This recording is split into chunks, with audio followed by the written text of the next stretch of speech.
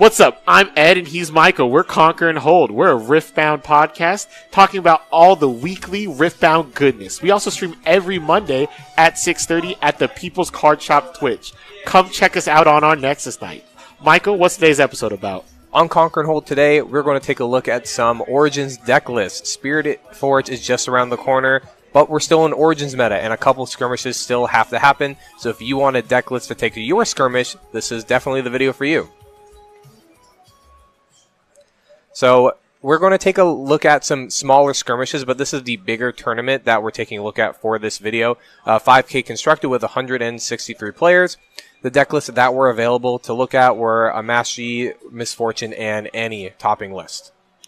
So this is the Misfortune deck list piloted by Jack Pullman. Here are the runes and here are the battlefields. Misfortune, the classic deck list of just trying to bide their time, ramp up, and then finally play a Dazzling Aurora to summon big fatties. But some interesting things here that Jack did was play a one-of copy of Soul Gorger, one-of copy of Mountain Drake, one-of copy of Volley Bear, basically kind of trying to hedge his bets, trying to make a varied options. But a cool thing with the Soul Gorgers is he plays Invert Timelines, a awesome counter against Kai'Sa's gigantic hands, but also gets big fatties into the graveyards so Soul Gorger can get it out. But pretty basic deck list. 2 bullet time, 3 ride the wind. Pretty simple.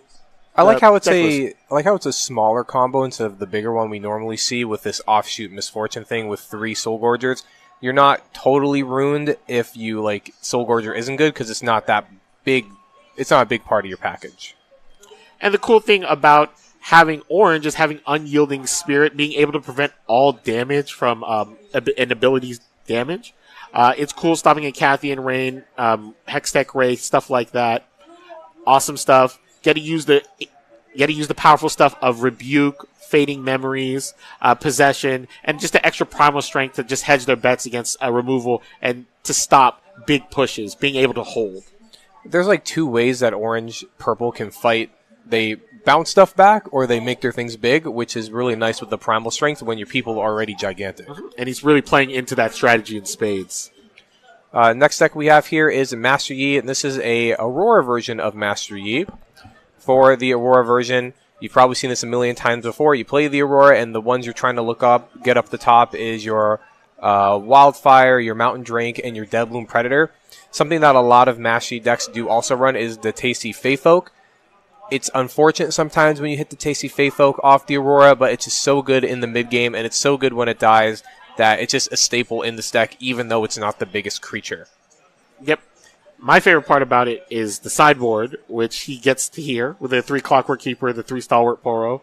He basically sides out the Dazzling Aurora game plan and just has a more mid-rangey stuff. He plays something really aggressive like Annie and stuff like that.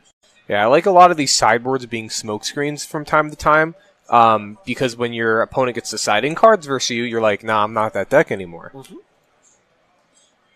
The next deck we have here is Annie, the classic aggressive strategy that ended up dominating Houston.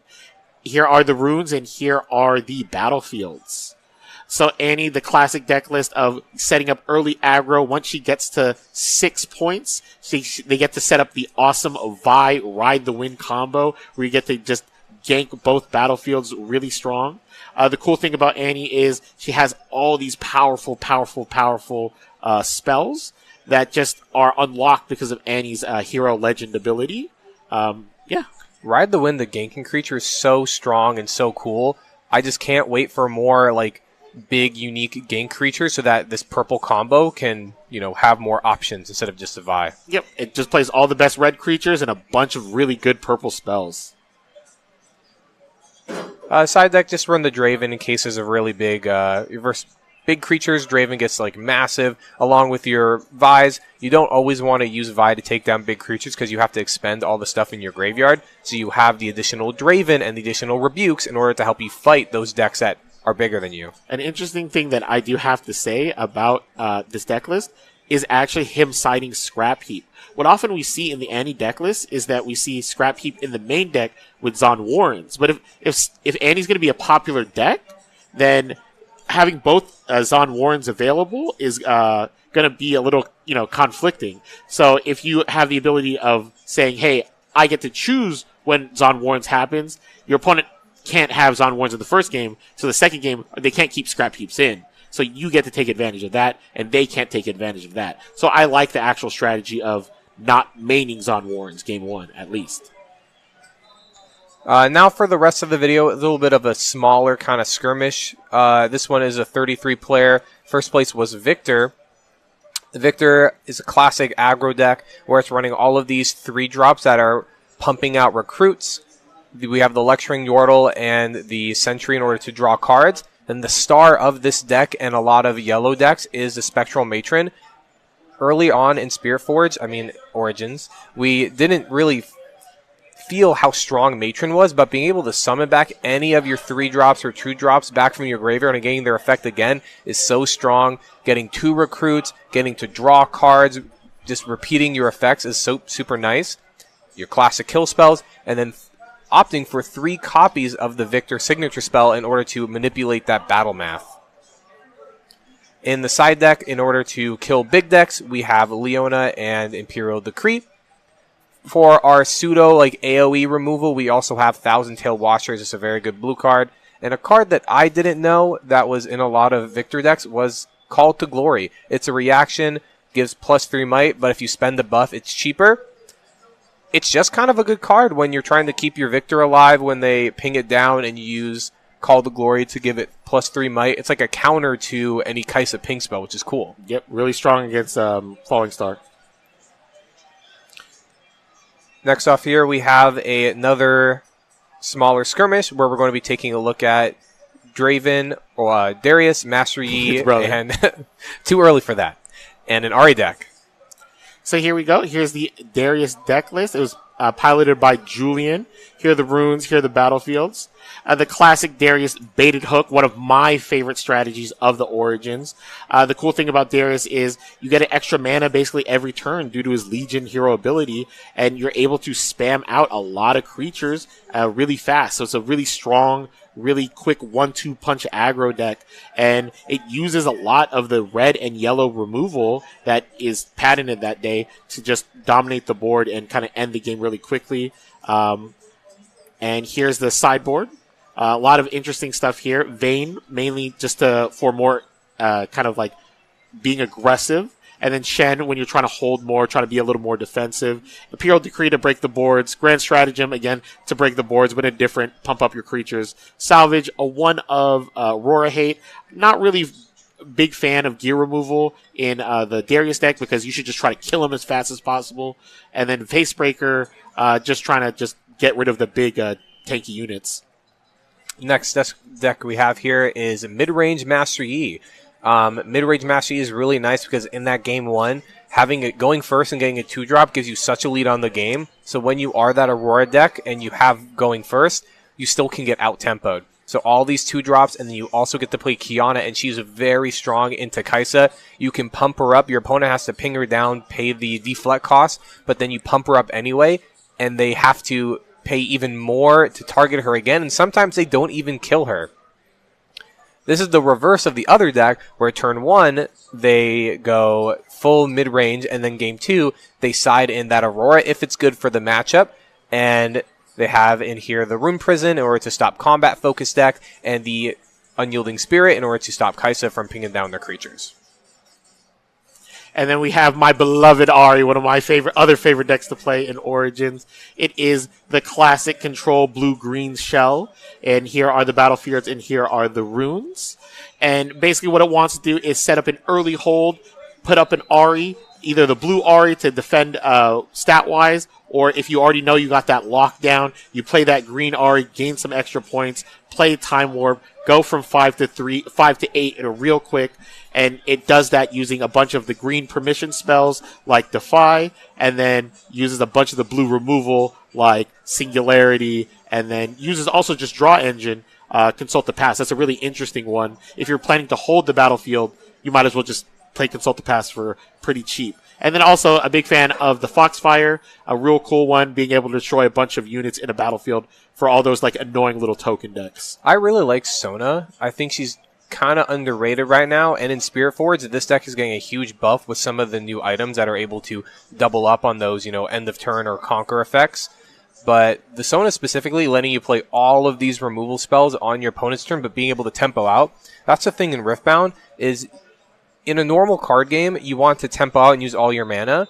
But in something like Riftbound, and also Magic to an extent, you want to have mana up in order to interact with your opponent. And sometimes you're heavily punished for tempoing out, and Sona kind of takes that part of the game and says, nah, it's okay, you can tempo out and have all the creatures you want, but you can also hold up mana for your opponent's turn. That's why she's really cool, but I haven't seen too much success for her so far. Yeah, I think it's just the Falling Star, just the red removal makes it where Sona is hard to kind of establish. But if you're able to protect her, she is a brick house. And then here's the sideboard for the Ahri deck. Some more singularities to basically just get rid of the board. Mystic Reversal and Windwall. Basically, you hedge your bets against spell-centric decks. Foxfire whenever you're trying to break the board. And my favorite side deck card in a lot of these blue decks is going to be Smokescreen. What often happens is in these blue mirrors, Thousand-Tailed Watchers is the end-all, be-all, and it cracks the board. But if you're able to Smokescreen the Thousand-Tailed Watcher, usually it's not going to be able to break your board if you have a fat stack on it. I love Windwall, but like for 1 mana more, Mystic Reversal, more people should be playing it. You get the spell for yourself, but you do want to like conserve your mana so you can play like a 2 mana thing and a 3 mana thing, or a 3 mana thing and 1 mana thing. But the Mystic Reversal is so powerful, but right now, taking a spell for yourself isn't too much of a benefit because not everyone's running these crazy big spells. Taking a Cathian Rain or you take a Time Warp, yep. And that's kind of crazy. Next up, we have a Jinx deck and a Kai'Sa deck. This Jinx deck is pretty interesting. I really like the inclusion of Teemo because everyone knows that when you have a purple deck, their hidden card is Fight or Flight for most of the time. So you can go in, try to remove their card with some spells, thinking that you're getting rid of that Fight or Flight or using it up, but they might have a Teemo in there. So you push your unit in, thinking it's going to get bounced back, but they flip the Teemo, and now they have more might than you. So it's a very sneaky way in order to trade with your opponent. Like, who cares if you lose the Teemo or you lose a 2-drop? Because if you have like a 2 might guy and a Teemo, that's 6 might. They push in their Kai'Sa, they think it's a Fight or Flight, whatever. You flip the Teemo, now it's a problem because you can just kill that Kai'Sa for absolutely free. So I do like the really interesting inclusion of the Teemo in this list. The rest of the list is just a normal Jinx deck. You have Vi, Ride the Wind, and Noxus Hopeful, Gus in order to make sure your early game is going smooth, and Stack Deck to make sure that all of your next cards are the ones you want. In the side deck, we have Rebuke and Fading Memories in order for that Aurora hate. Fading Memories is also big creature hate, and then the Rebuke is also the big creature hate. And then here we have the Boogeyman, Kai'Sa, Daughter of the Void, piloted by Seppi. This is I don't want to say standard Kai'Sa list, but Kai'Sa is the bread and butter of the format. You have to know a lot of these interactions if you want to be successful in your skirmishes. You have to know that Thousand-Tailed Watcher can come down at any time. Darius and Kai'Sa are all these rush creatures that help kind of just rush down your opponent to take as many points and get an early win as quickly as possible. But also don't forget they play Time Warp. If you're at 6, if you let them get to 6 and hold to 7, Time Warp potentially can be just a lethal play. And that's why Kai'Sa is such a powerful deck. It has so many of these options. It can play an aggressive deck, but if you look here, it plays stuff like Void Seeker, Singularity, Falling Star. It plays Premier Removal too. So its ability to switch between this control deck to an aggro deck, it gets to play both roles, and it's one of the most powerful decks for a reason. And everyone playing Riftbound knows that more powerful cards have a power cost, so you do ramp a little bit, and that's kind of the cost of it. In Kai'Sa, she just cheats all of that. The Ray, the Void Seeker, they have no power cost if you're using the Kai'Sa. So while normal decks are deramping, and in other red decks you don't see them as powerful as Kai'Sa because they have access to these spells, but they don't have access to the, negate the deramp, which is so crazy. Falling Star, I think, is one of the best cards in the game. Having that for just 1 power is insane, because normally that would deramp you a full turn worth of mana. You put 2 mana back, but now we're just putting 1. So her ability to kill basically any early game creature because of how the stats work out in Riftbound and not deramp while having all these small units, Noxus Hopeful, 2 mana for a 4 might unit if you're playing alongside something else. It's just the aggro deck and a control style deck all wrapped in one. It's why it's the best. Super fun. If you want to win in this game, try out Kai'Sa. If you're going to your skirmish, don't take Kai'Sa because I'll be sad. And then we have the sideboard here.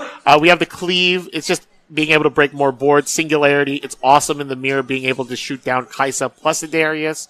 Thermo beam. Just standard gear removal. Going to be great next set, killing a bunch of gold gear tokens. And then actually one of my favorite cards that they side in the Kai'Sa deck is Lecturing Yordle. So what's cool is Lecturing Yordle is this awesome card for when you go second, and it just fits in well to the curve. It's just real nice to play on curve. I really like it. It's a weird sideboard, but when you go second, you can just straight up play it, like you said. But when you go first, I played it a lot in my Teemo deck. It does feel awkward sometimes when it's like you're on 4 mana, 6 mana, and you have like a Lecturing Yordle and like some even spell, and then you're like, there's really nothing to do with all that extra mana. So going second is definitely nice because you can combo with a 2-drop, like Lecturing Yordle, Noxus Hopeful, pretty cool.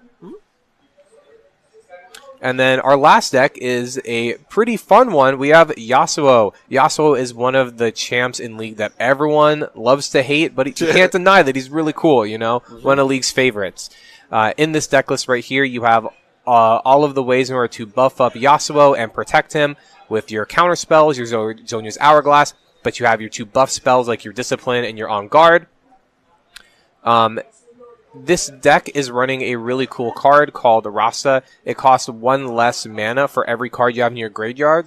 So what you're trying to do is in the early game, use a lot of your early drops and use a lot of your spells to protect them and Yasuo. And then in the mid game, once you have like 4, 6, or 8 things in your graveyard, then you can play Rasta for a deeply discounted price and being able to go maybe Rasta for 4 and then move him with the Yasuo hero power and just being able to get a rush. It's like 6 mana, 6 might rush because he's discounted and 2 mana to give him. You can move him into a battlefield. He can attack immediately. Is really strong. The cheaper he is, the more options you have because you can combo him with all of this, all these buffs. Like you can buff him up, move him in. The problem with Yasuo is he's so expensive at 6 mana and he deramps you too that he is kind of your late game option in the Yasuo deck. You play him as your couple of final turn plays when you have enough mana to have him up, move him, and have enough things to protect him. That's like a lot to ask for because it's 8 mana already to play him and to move him. And then what? You're going to move him in, he gets killed, and you just, I lose the game. So you have to have like at least maybe like 10 mana to perfectly have your Yasuo protected and moved all in the same turn. So Rasta helps you out in the mid game there where he is like your mini Yasuo. He doesn't ping, but he's pretty big.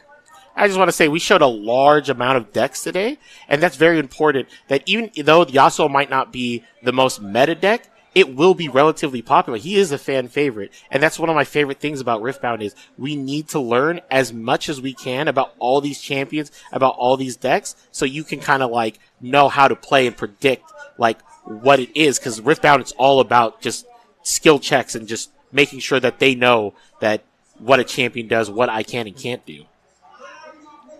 In the side deck, just more removal, extra copies of Ride the Wind in order to... Your hero powers Ride the Wind, but like, might as well have more, you know? Yeah. And that is it for today. Good luck in going to your skirmishes. Let us know in the comments below what deck list is your favorite one to play right now. And if you've topped a skirmish, leave that too, so maybe we can feature it in another video. Until next time.